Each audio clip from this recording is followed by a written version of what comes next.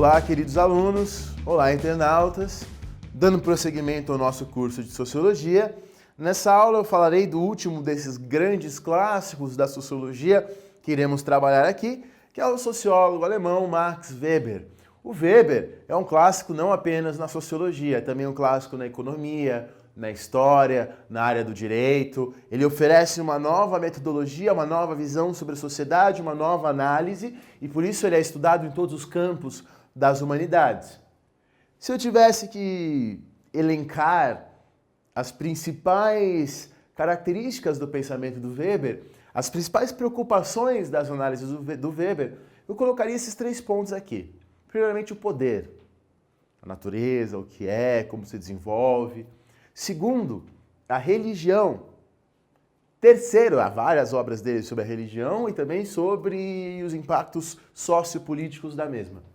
Terceiro ponto, o capitalismo. Ele traz uma definição de capitalismo, veremos nesta aula, diferente da definição de Marx. Uma concepção diferente do que é o capitalismo. E bom, junto a essas questões, junto a essas preocupações, o Weber traz também a consolidação de um aparelho metodológico e científico, ou seja, novos métodos e uma nova reflexão sobre o que é a ciência e o seu papel. Começando por um ponto. Nós, nas últimas aulas, temos discutido a seguinte questão, que é a questão da imparcialidade e da relação do sociólogo com seu objeto de estudo. Nós vimos que para Durkheim e Comte, a sociologia deve ser uma espécie de física social que estuda a natureza que estuda a sociedade como o físico estuda a natureza. Então, é uma objetividade total. Como será que o Weber pensa essa questão? Então, o Weber fala em neutralidade valorativa. Ou seja, como conversamos nos vídeos de Durkheim, ele admite que a neutralidade total é impossível, que não há como o sociólogo estudar a sociedade como o físico estuda a natureza, já que o sociólogo está inserido na sociedade. A própria escolha de um determinado objeto de análise ao invés de outro já é algo parcial. Entretanto, o Weber é claro, ele vai dizer, isso não significa, a inexistência da neutralidade não pode ser desculpa para que a ciência seja submetido aos interesses partidários ou pessoais.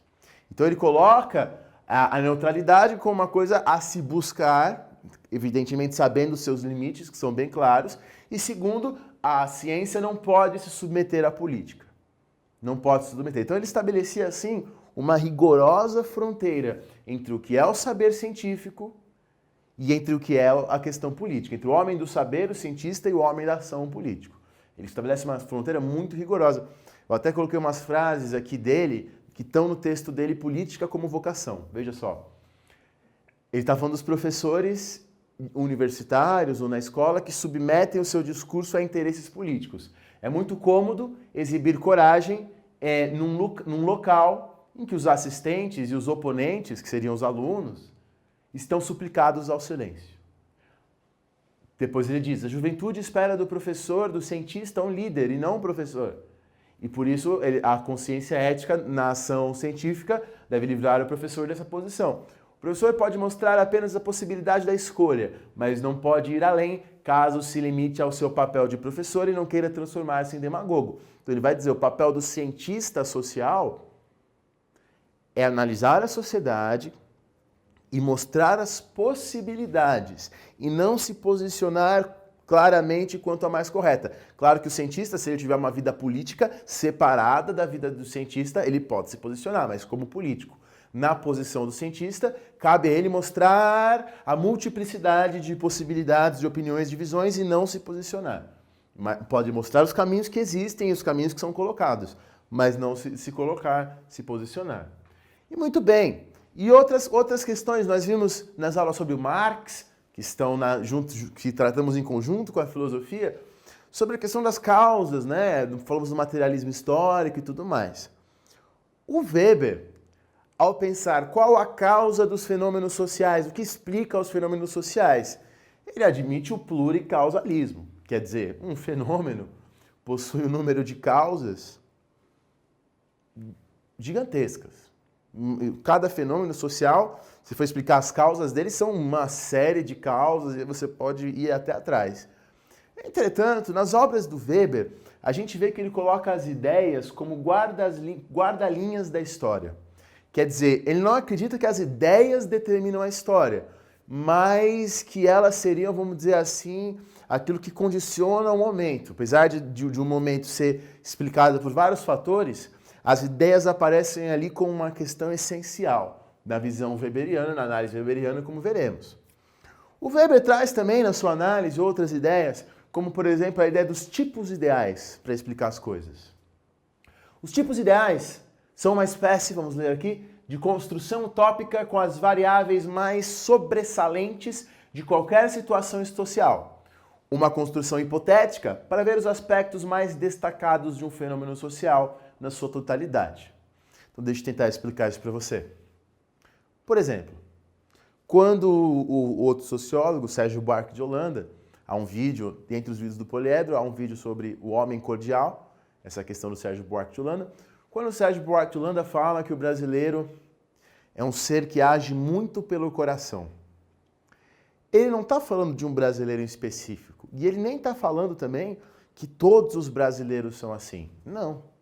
O que ele está falando é que se você pega a sociedade brasileira como um todo, sobressai, isso não é generalizar, sobressai esta atitude de agir mais pelo coração do que pela razão em situações em que isso não deveria ser feito. Mais pela emoção do que pela razão em situações que não deveriam ser assim. Isso é um tipo ideal, e ele vai chamar o brasileiro de homem cordial. Isso é um tipo ideal. Você pega uma questão que sobressai na sociedade brasileira e fala, ó, o brasileiro é o homem cordial, para explicar.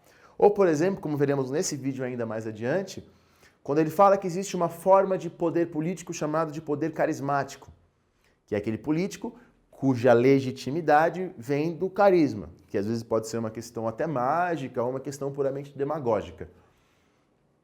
Quando ele fala disso, ele não está pensando num político em particular, está pensando numa forma que existe em várias sociedades e que não existe de maneira pura, quer dizer, não existe um político totalmente carismático, igual o Weber falou, não. Mas se você pega vários locais, parece que isso se sobressai. Isso é o chamado tipo ideal. É uma forma de explicar a sociedade. Você faz tipos que não existem na realidade, mas que agregam o que sobressai de determinada sociedade. Isso é um método de análise. Podem procurar aí o vídeo que eu já citei sobre o homem cordial. Eu acho que ele vai te ajudar muito a entender o que eu quero dizer com isso. Muito bem, se associa também ao Weber a assim chamada teoria geral da ação. Evidentemente, hoje, alguns sociólogos weberianos mostram como isso foi muito mal entendido, associado a uma tradição sociológica que é o funcionalismo, mas como a gente está aqui focado na questão do vestibular, vamos tentar entender o que é isso.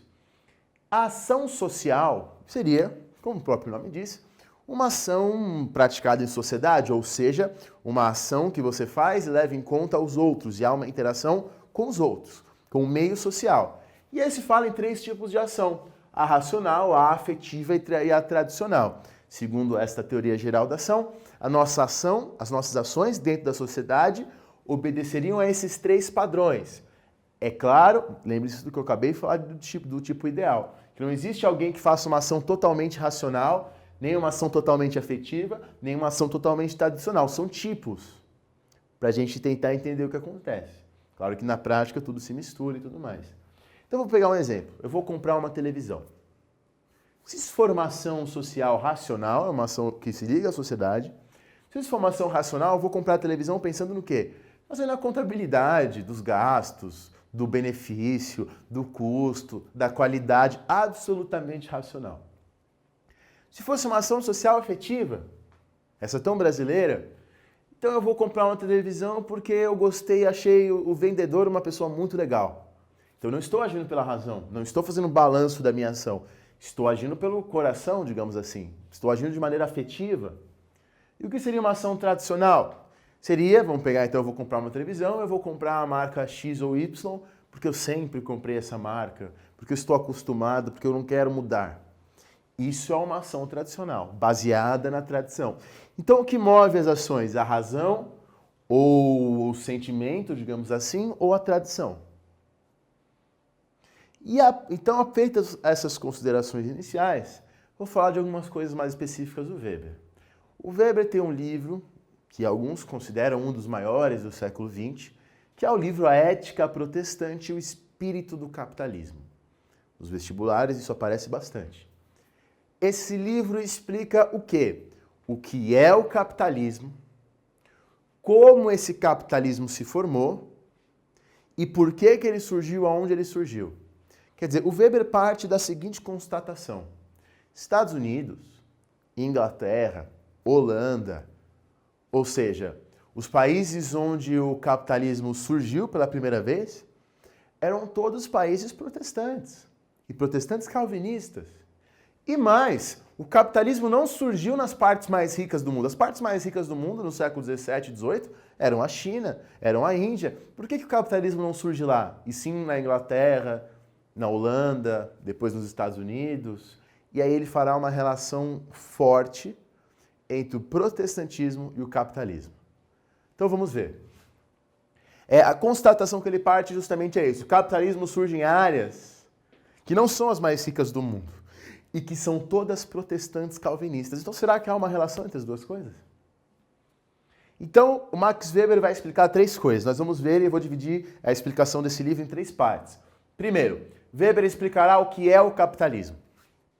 Segundo, como esse capitalismo se formou, o que ele tem a ver com a ética capitalista.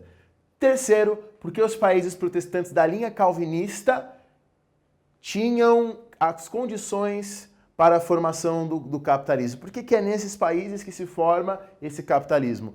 O Weber vai colocar num dos capítulos do livro, ele vai explicar por que o luteranismo não é adaptável ao capitalismo e não ao calvinismo. Não vou entrar nesse detalhamento, porque isso já vai além do vestibular, mas eu deixo para vocês lerem quando vocês forem ler a obra. Então, vamos entender isso, uma coisa de cada vez então. Primeiramente, antes de explicar o que é o capitalismo, o Weber, para combater os sensos comuns, explica o que não é o capitalismo. Capitalismo não é sinônimo de ambição ou cobiça. Por quê?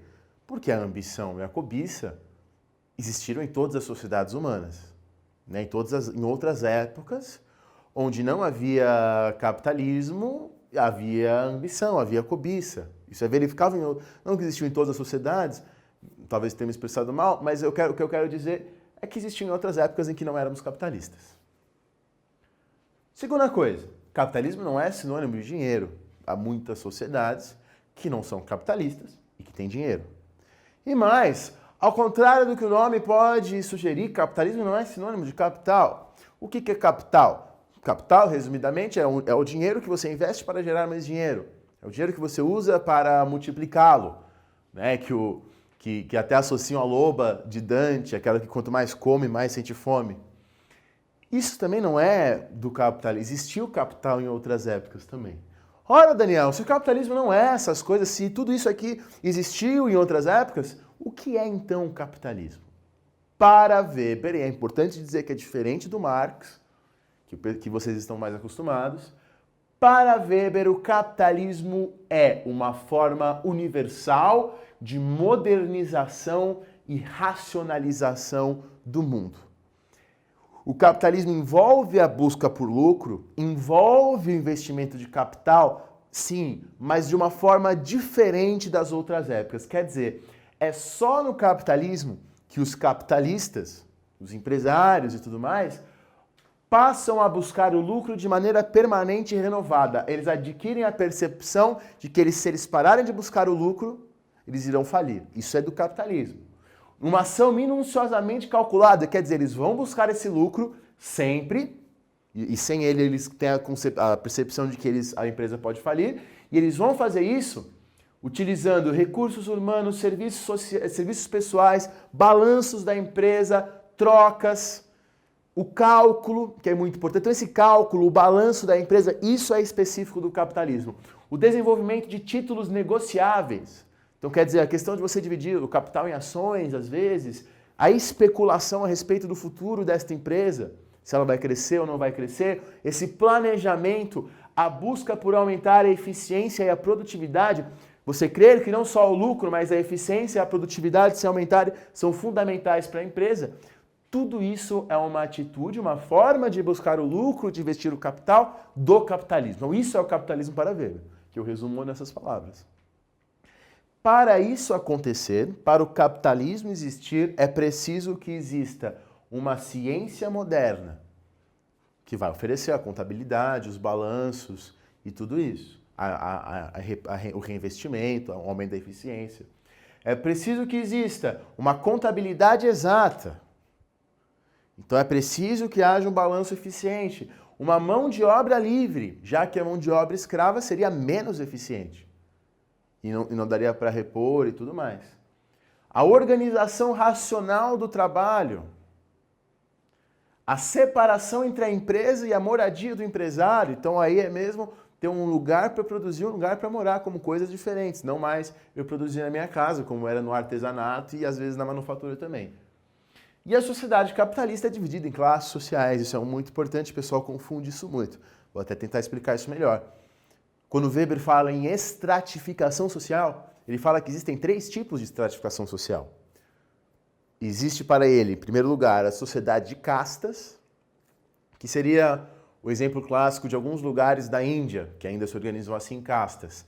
A sociedade de castas é uma sociedade na qual você nasce numa posição social e você ficará nela o resto da sua vida. Não há como sair dessa posição social. É totalmente imóvel. Um segundo caso seria a sociedade de ordens. Caso clássico, a sociedade da Idade Moderna, absolutista, ou a sociedade feudal. Na sociedade de ordens, a mobilidade social também é muito pequena, mas até existe, às vezes por casamento, ou por você ganhar uma terra, seu desempenho na guerra e tudo mais. E na sociedade de ordens, na sociedade feudal, a sua posição social depende dos seus privilégios. Então, na Idade Moderna, acontecia de, às vezes, o nobre ter menos dinheiro que o burguês, ser mais pobre que o burguês. Só que o nobre está socialmente acima do burguês, porque ele tem títulos, privilégios. Então, a sociedade de castas se organiza por nascimento, a sociedade de ordens se organiza por privilégios juridicamente estabelecidos e a sociedade de classes, que é a capitalista, sua posição social depende da sua posição no mercado, do dinheiro e tudo mais. Então, é essa a sociedade capitalista. E essas são as condições. E muito bem, e aí ele vai colocar, a ciência faz parte do capitalismo, o desenvolvimento da ciência faz parte de um processo que ele vai chamar de desencantamento do mundo. Por quê? Vamos supor que existe uma cidade hoje, vamos pensar assim, uma cidade 5.000 anos atrás, que está sem água, está faltando água. Os habitantes dessa cidade 5.000 anos atrás vão fazer rituais, rezas, danças, para chover. Hoje se faz muito menos isso, quase nada, porque a ciência nos permite prever o futuro, digamos assim. Fazer previsões sobre como fazer, o que acontecer, por que existe a chuva e tudo mais. Com isso, nós temos uma exatidão metodológica do que é a chuva. Por outro lado, nós desencantamos a nossa visão da natureza. A ciência promove isso, o desencantamento do mundo. Deixamos de ver as coisas todas como encantadas. Weber diz sobre a ciência. A ciência é uma vocação organizada em disciplinas especiais ao serviço de uma autoclarificação e de um conhecimento de fatos interrelacionados. Não é, aí ele distingue ciência de religião, não é o dom da graça de adivinhos e profetas que dispensam valores sagrados e revelações. Nem sequer corresponde a contemplações de sábios e filósofos sobre o sentido do universo. Então ele também distingue ciência da filosofia, né? Da filosofia. Então ele coloca isso. Muito importante você saber, o Max Weber não comunga com visões teleológicas das sociedades humanas, ou seja, ele não crê, como outros acreditavam, que nós estamos vivendo num permanente progresso, numa escadinha em rumo a uma sociedade perfeita. Ele não tinha essa visão de progresso, né? Não tinha essa visão de progresso. Então, entendido o que é o capitalismo, você me pergunta, Daniel, entendi o que é o capitalismo, mas como ele surgiu? O Weber vai falar que surgiu por vários fatores. Às vezes as pessoas ignoram esse momento do texto que o Weber diz. Existiu por vários fatores, eu vou explicar um deles. É isso que o Weber faz. Por uma série de fatores. Um deles seria um espírito capitalista, digamos assim. Uma conduta racional prática, uma ética capitalista, uma tendência para desenvolver o espírito, A racionalidade econômica capitalista. Então ele vai dizer que essa coisa no plano das ideias, as ideias capitalistas, são um dos fatores que geram o capitalismo. Professor, que ideias? Como assim?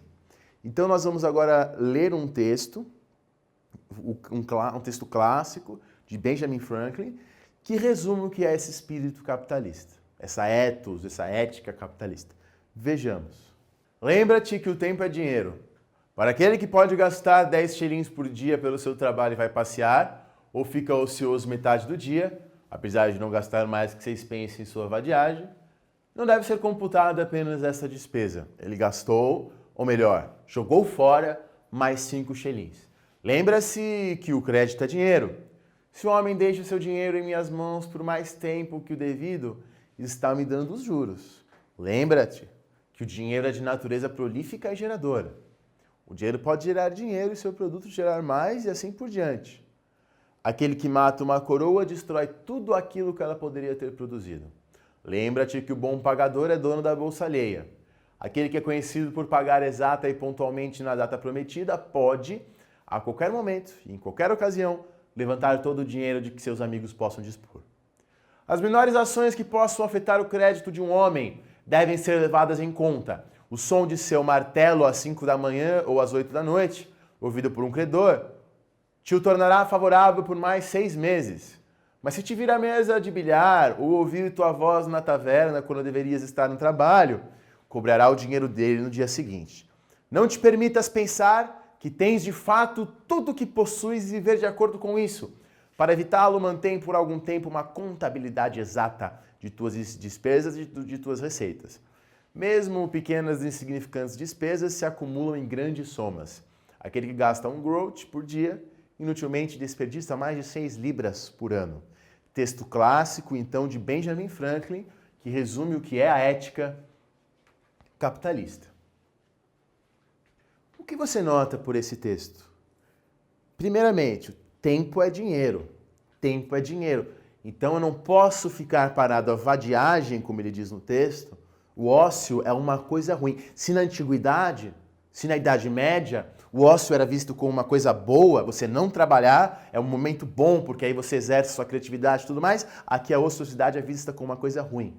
Alguns dizem até que é daí que vem você se sentir mal por não estar trabalhando. Então, primeira coisa, associa-se o tempo a dinheiro. Que mais? Ora, ele está colocando também que você deve ser uma pessoa boa e trabalhadora, tratar bem os outros, pagar suas contas em dia, não porque essas ações são boas, mas porque isso vai te ajudar a fazer com que os outros emprestem mais dinheiro para você. Perceba, é uma ética altamente utilitarista. Você não deve ser bom porque é bom ser bom, como diria o Kant, tem aulas anteriores. Não, você deve ser bom porque isso vai te dar mais dinheiro. Mais pessoas vão emprestar dinheiro e essas coisas. Perceba isso. E mais, ele está dizendo aqui, como se a pobreza e não trabalhar fosse um pecado mesmo. E é isso que o Benjamin Franklin acreditava, que era um pecado não trabalhar e que era você querer a pobreza era um pecado. Ele está dizendo, nunca permita a você mesmo acreditar que você tem todo o dinheiro que você precisa. Nunca. Sempre busque mais e mais e mais, e o que você ganhar de dinheiro você reinvesta mais. Isso é uma atitude que o Weber vai dizer que é a atitude capitalista, e que esse tipo de atitude gera o capitalismo. Esse tipo de mentalidade gera o capitalismo. É um utilitarismo ético, então a ética eu só sou bom porque isso me dá dinheiro. O indivíduo sente que reinvestir o seu dinheiro é uma obrigação pessoal e que o trabalho é como se fosse uma vocação do ser humano, que não trabalhar é uma coisa ruim. Veja que isso é o contrário do que diziam os gregos. E muito bem, essa ética capitalista esteve presente nos países protestantes capitalistas, especialmente ao longo dos Estados Unidos e da Inglaterra, que ele trabalha bastante, que ele cita bastante. Então veja só, essa ética capitalista gerou o capitalismo. E onde surgiu essa ética capitalista? A origem dessa ética capitalista é a ética puritana calvinista. Aí que ele faz a relação entre puritanismo e calvinismo. Por quê? Para os puritanos calvinistas, você busca nas aulas de história essa questão, só vou expor rapidamente. Para os calvinistas, depois os seguidores de Calvino que vão fazer essa relação, todos os seres humanos já estão predestinados a ir para o céu ou a ir para o inferno. Isso já está definido por Deus muito antes do nosso nascimento. Então, coloca-se nessa religião a questão da predestinação. Entretanto, as pessoas perguntavam para os líderes calvinistas, ora, como saber se eu estou predestinado a ir para o céu ou a ir para o inferno? E alguns começam a dizer, há várias formas de você saber se você vai para o céu ou para o inferno. Uma delas é se você resiste ao pecado. Se você tem uma grande resistência ao pecado, é sinal de que você é um predestinado para ir para os céus. Evidentemente, é engraçado você pensar que por conta disso as pessoas passavam a se vigiar mais, a fechar-se mais em sua ética para tentar mostrar, provar que é um predestinado. Veja o ciclo que isso gera. E outra coisa, se você tem sucesso no seu trabalho, se você trabalha e pelo seu trabalho, pelo seu esforço, pelo seu mérito, você se enriquece, isso é um sinal que você tem a graça divina. Veja só, isso é muito importante. É a primeira vez que se estabelece uma relação entre o sucesso econômico, o acúmulo de riquezas e a graça divina.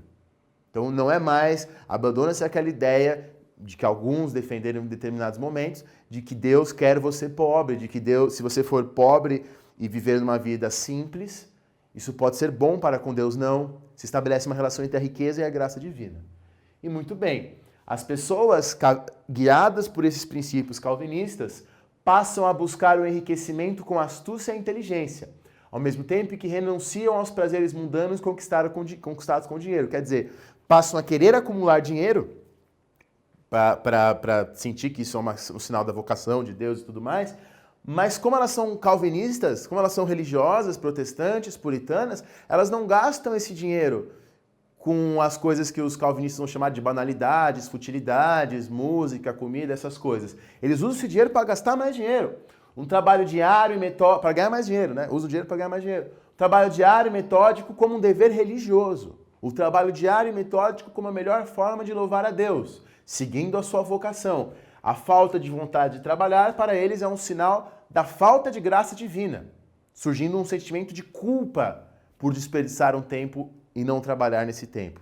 Então, na visão weberiana, se traz e tudo isso com a ética calvinista. O que mais que a ética calvinista traz? A ideia de que o sucesso no trabalho é um sinal de que você é um predestinado. O homem preferido de Deus, isso eu tirei diretamente do Weber, é o tipo ideal no capitalismo. O self-made man, o homem que se faz a si mesmo, o homem que pelo seu trabalho duro torna-se um rico empresário. Mas fique claro, qualquer forma de ostentação da riqueza ou gastos com luxo são desprezados pela ética calvinista. O resultado, olha que interessante, da combinação entre liberação absoluta das atividades em busca de riqueza, não há mais condenação ao enriquecimento, como havia em alguns lugares católicos. Ligado à limitação do consumo, gera um grande acúmulo de capital. Tais valores, com o tempo, permaneceram e se desligaram da religião. Então a tese do Max Weber é que esses valores eram religiosos, só que eles entram na cultura desses países de forma que os valores continuam mesmo que a pessoa não seja religiosa. E esses valores geram o capitalismo. E essa é a tese do Weber. Veja que é uma tese diferente daquilo que se acostuma, muito interessante, muito utilizada e muito debatida. Isso é o que eu queria falar para vocês da ética protestante do espírito do capitalismo, esse texto que aparece tanto no vestibular. Agora eu queria falar de um outro texto do Weber, eu já falei dele um pouquinho, vou retomar ele agora, que é um texto que no Brasil é lançado, na verdade, junto. As edições brasileiras lançam dois textos juntos, que é Ciência e Política, Duas Vocações. Então, recomendo como leitura esse texto, Ciência e Política, Duas Vocações. O Weber começa esse texto com a seguinte questão: o que é o Estado? Então, veja, ele perguntou o que é o capitalismo já, agora ele pergunta o que é o Estado. Ele definiu o capitalismo. Como é que Weber define Estado?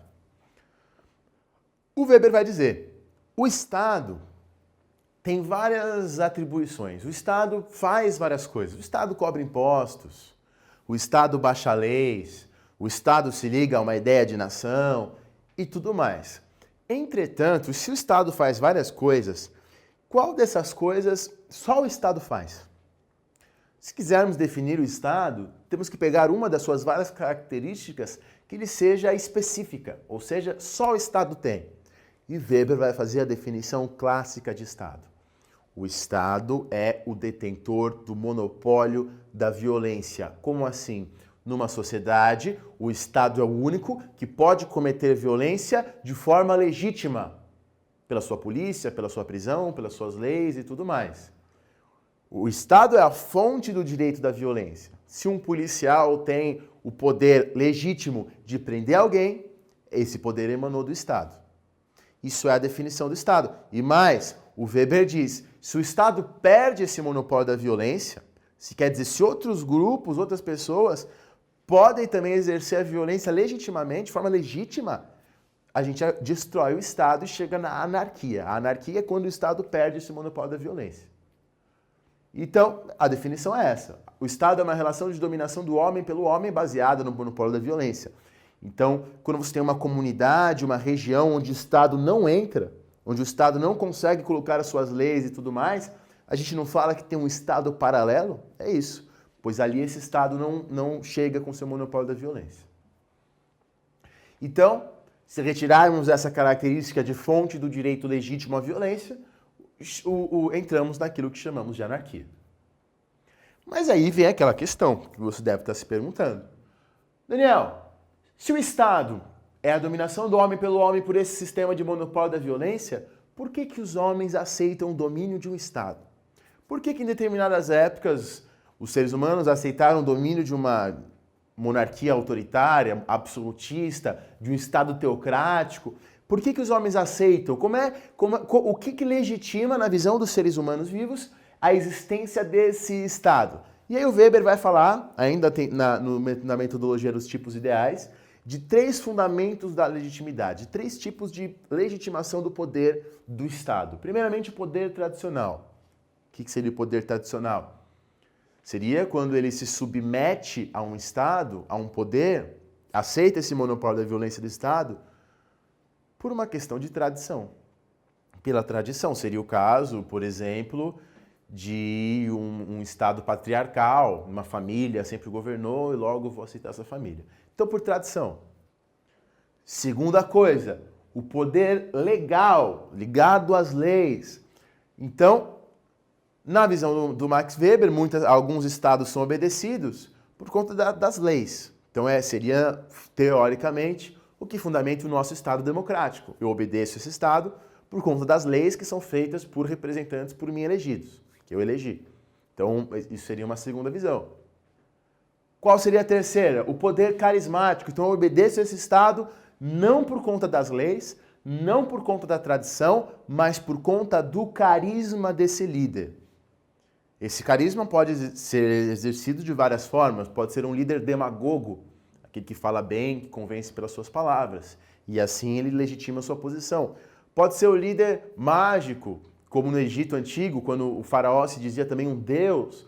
Ou alguém que tem um contato com Deus, o direito divino, por exemplo, que existia na Idade Moderna, quando acreditava-se que era, que era Deus que escolhia os reis, que legitimava os reis, que abençoava os reis. Então é assim que se legitimam os estados. Veja, pense no que eu já falei sobre os tipos ideais. Não existe uma forma pura de poder.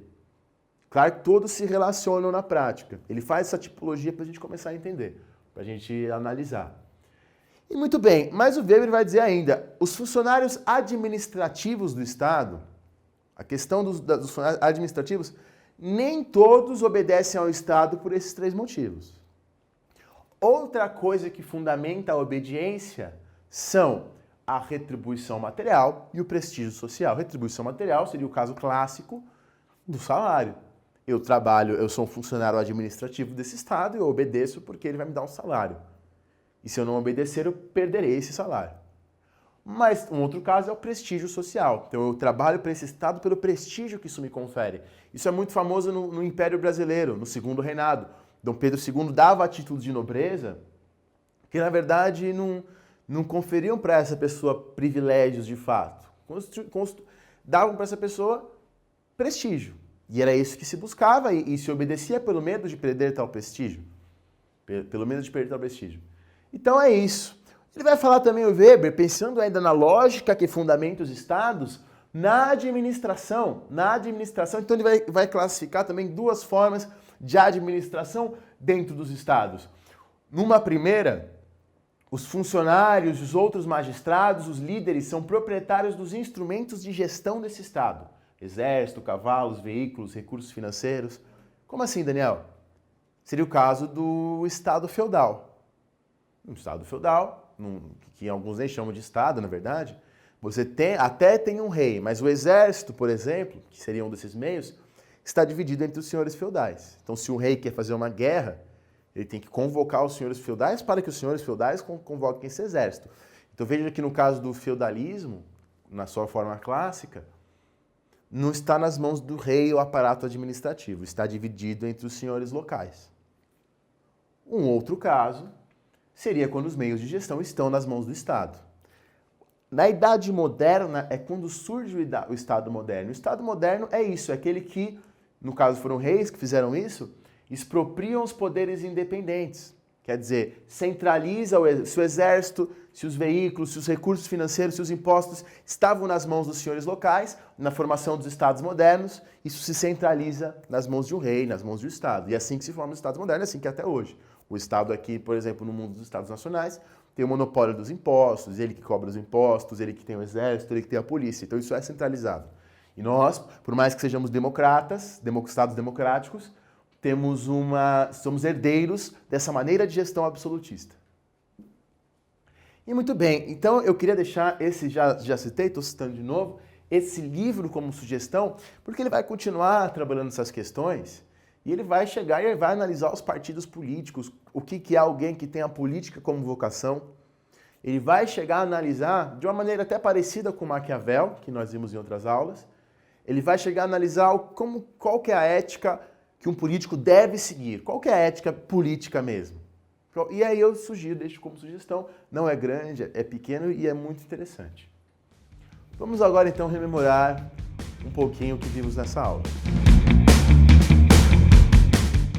Muito bem, nessa aula então nós analisamos um pouquinho das formas nas quais Max Weber trabalha a sua análise sociológica. Vimos os tipos de poder para ele, vimos o que fundamenta esse poder, vimos a forma de administração de um Estado, então vimos um pouquinho do seu pensamento político, vimos também o que ele entende por ciência, vimos a questão da neutralidade valorativa na ciência, no estudo das ciências sociais, vimos também as ações sociais e vimos também a questão do capitalismo, o que é o capitalismo e como ele se forma para o Weber, qual é a origem dele.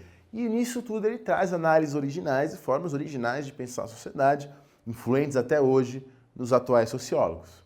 Espero que essa aula tenha contribuído para o seu entendimento do assunto. Um grande abraço, até a próxima.